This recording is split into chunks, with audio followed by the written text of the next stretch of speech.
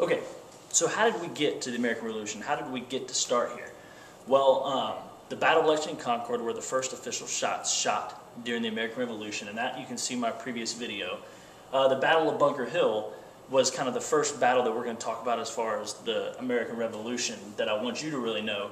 And American soldiers, they basically positioned themselves on a hill, the top of Bunker Hill, and the British were getting a little nervous with them up there, so they decided to attack.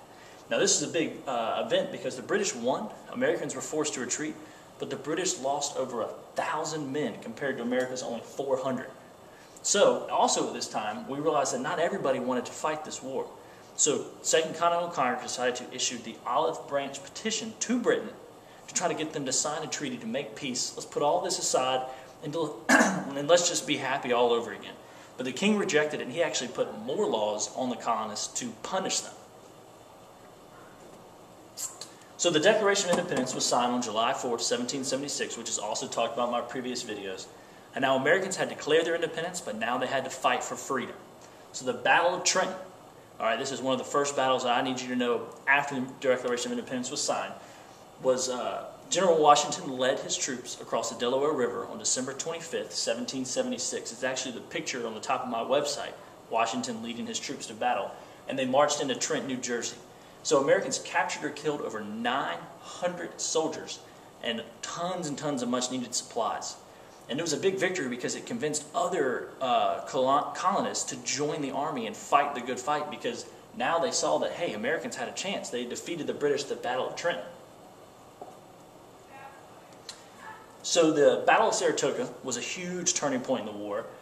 British leader General Burgoyne was the British leader of the time in the Northern Strategy, and he was kind of running low on supplies, so he decided to march a little bit south, and he met American soldiers and General Horatio Gates near Saratoga, New York. Now the Americans had just built a fort there, kind of a military fort, and the British began to attack it on September 19th, 1777. About a little just over a month later, on October 7th, the British were forced to retreat, and they went to rest in an army camp in Saratoga, New York. You know, the British were completely exhausted. They were worn out. They were tired from fighting for a little over a month, so they were trying to just recoup, regenerate.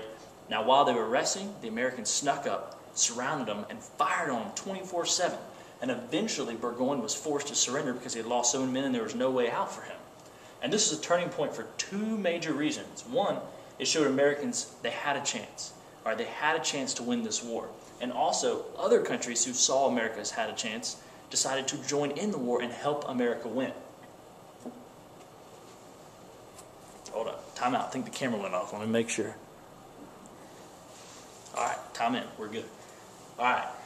So the French joined the Americans. Now remember, the French-Indian War, the French hated the British because they had lost all their land thanks to the Treaty of Paris. The French were forced out after that war. So the French wanted to weaken the British Empire because in Europe it's all about power and land and all that stuff, and so they started to secretly help America. Now after the Battle of Saratoga, and this is why it was a big turning point, the French publicly recognized U.S. independence. And so by doing so, they basically entered the war against Britain. Now Spain joined in as well, but they were kind of looking more for land and other things like that, but they still were fighting the British for all that. So this meant Britain now had to fight three enemies in this war: the colonists, the French, and the Spanish. Alright, so the path to victory. Previously, like I said before, the British had been fighting all up in the north. Now they decided to focus their attention in the south. So General Lord Cornwallis was in charge of the British Army at this point because Burgoyne had surrendered. And General Nathaniel Greene had been appointed by Washington to take over the Southern Army for America. And they immediately met at the Battle of Cowpens. And this was kind of your old-fashioned battle. All the British line up on one side, all the colonists line up on the other, and they just shoot and fight it out. Now Cornwallis lost this battle to Nathaniel Greene, and it was huge. He lost the Battle of Cowpens. This showed that Americans could use British strategies and defeat them using those strategies. So Americans had mastered what the most powerful army in the world created. So Cornwallis and British, they were defeated. I mean, they were broken down. They were tired. They were running out of supplies. So Cornwallis decided to make one huge mistake, one huge decision. He decided to move to Yorktown, Virginia to try and cut off supplies for the colonial army. He felt like the supplies were coming out of that main city, out of that main port, and then they were ushering those supplies out. And if he could cut off that port, they could win the war. But Cornwallis never got official word from Britain to do that. He just made this his own decision. and it proved to be very costly. So the Battle of Yorktown. So by Cornwallis moving to Yorktown, Washington was able to trap him by land. He got enough troops to trap Cornwallis in Yorktown, and then French ships sailed up and trapped Cornwallis by sea. And so Cornwallis had no way out, and he was forced to surrender on October 19th, 1781.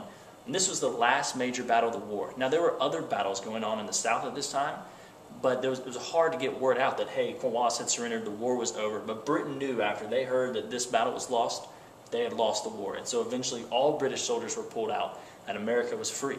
And many historians feel that Americans won this war because they weren't just fighting for land like the British were. They were fighting for their livelihood, their political identity, the right to be free.